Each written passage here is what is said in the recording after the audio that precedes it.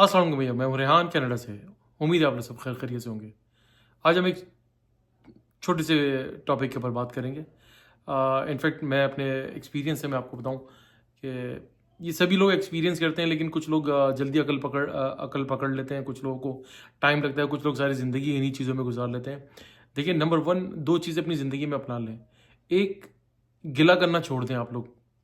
शिकवे शिकायतें करना हर वक्त जो लोग करते रहते हैं, लोग उनको नॉर्मली फिर पसंद नहीं करते और वो बोलते हैं कि यार ये तो हर वक्त रोता ही रहता है, शिकवा ही करता रहता है, इसका तो काम यही है, हर बात में गिला शिकवा।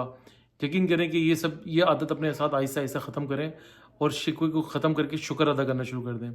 शुक्र अदा करने वाले को तो अल्लाह बहुत ज़्यादा पसंद करता है। लोग भी फिर उन लोगों को पसंद करते हैं कि यार ये बड़ा अच्छा है यार, शुक्रगुजार टाइप का आदमी है, तो अब हर वक्त ज़रा रिलैक्स रहता है। आप यकीन करें कि जब आप शुक्र अदा करना शुरू करेंगे ना, तो आपकी लाइफ खुद ब खुद बैलेंस होना शुरू हो जाएगी और आपके अंदर एक पॉजिटिविटी आना शुरू हो जाएगी।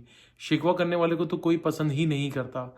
आपके साथ आप एक शिकवा करने वाले, तो शिकवा और गिला तो वो लोग करते हैं जिनके अंदर नेगेटिविटी भरी हुई होती है, और जितना आप गिला करेंगे, जितना आप शिकवा करेंगे लोगों से, उतनी आपके अंदर नेगेटिविटी पैदा होगी, चिड़चिड़ाहट पैदा होगी, लोगों से आप लड़ाइयाँ आपकी शुरू हो जाएंगी, आपकी ज़बान में जो मिठास होती है ना, वो ख़त्म हो जाएगी।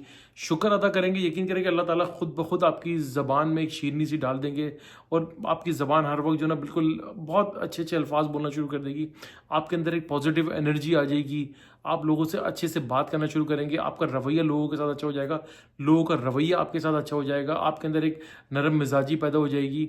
दूसरा ये है कि दूसरी चीज़ ये है, आप वजाहतें देना छोड़ दें अपनी बातों के ऊपर। अगर आपसे कोई काम नहीं हुआ, तो आप बोले यार नहीं हुआ, मैं लेट हो गया, बस इंशाल्लाह ताला मैं कल कर दूंगा। आप वजाहतें देंगे ना, यार ये था, मैं आज वहाँ गाड़ी में फंस गया, मेरे साथ ये मसला हो गया, यार मैं करने लगा था तो थोड़ा सा प्रॉब्लम हो गया, मैं इंशाल्लाह ताला मैं इसको कल कर दूंगा, मैं हम 10 वजाहतें देंगे तो लोग जो है आपकी बातों को सीरियस नहीं लेंगे और ये बोलेंगे यार ये हर वक्त ये बहाने ही तराशता रहता है और इसको काम वाम में कोई इंटरेस्ट नहीं। तो बेसिकली दो टोक बात करें, आज नहीं हुआ इंशाल्लाह ताला मैं कल आपका काम कर दूंगा। और ये इससे बड़ी वजाहत ना दें। कुछ जगहों पे हाँ वजाहतें आपको देनी पड़ जाती है, लेकिन ट्राई टू अवॉइड वजाहतें। वजाहतें में होता ही है कि सम टाइम आपको झूठ बोलना पड़ जाता है, आपकी बात में वजन नहीं रहता, जो बात आप बयान करना चाह रहे होते हैं वो आप नहीं बयान कर पा रहे होते हैं। और एक दूसरी चीज़ और चलते हुए मैं आपको एक बात बताऊँ, अगर आप किसी से को कोई काम देते हैं, तो वो उससे ज़्यादा उम्मीद ना रखें। अगर वो काम नहीं करता, तो कंप्लेन ना करें कि यार इसने मेरा काम नहीं करा। हो सकता है उसकी मजबूरी हो सकता है उसने जान करके ना दिया हो, पर नहीं हुआ तो बस अल्लाह की मर्ज़ी है, थैंक यू वेरी मच। और साथ-साथ आप हमेशा कभी किसी को ये बात ना बोलें कि यार एक छोटा-सा मेरा काम कर दो। छोटा-सा ना बोलें काम को हमेशा वैल्यू देके बताएँ।